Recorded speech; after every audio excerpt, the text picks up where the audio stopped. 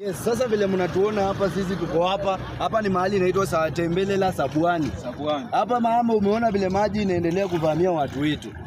Na kama serikali hatuwezi anza kusema mambo ya 2 term na hapa maji yetu watu wako wanaumia kabisa. Kama jana imekuwa mingi kabisa. Hata afadhali jana imekuwa mingi, leo hata afadhali. Jana imekuwa jalami inapita juu. Mpaka inapita juu. Na hii ni barabara, si barabara inaenda kwa shule. Inaenda kwa shule Tembele. Jana mtihani hii kutoka. Wanafunzi wanalo kwa shule jana. Hii barabara imekuwa mbaya sana na sisi tunataka tuambie serikali. Watu wanaumia sana.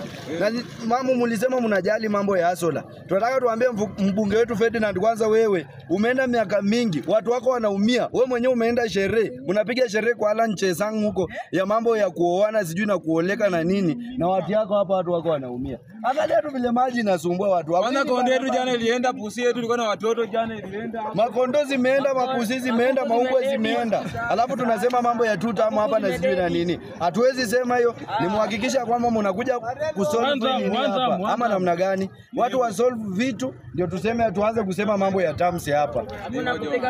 Wewe kama William Samoei Ruto, wewe kama Musalia Mudavadi, wewe kama Moses Wetangula, wacha kudanganyana sijui 30% na watu wako wanaumia hapa. Hatuwezi kubali hiyo maneno. Sisi nasi tunataka shares zetu, kama tulisema 30% ikuje isaidie watu wetu hapa. Hivyo ndio sisi tunataka. Ni ukweli. Kumbavu nyinyi. Kwanza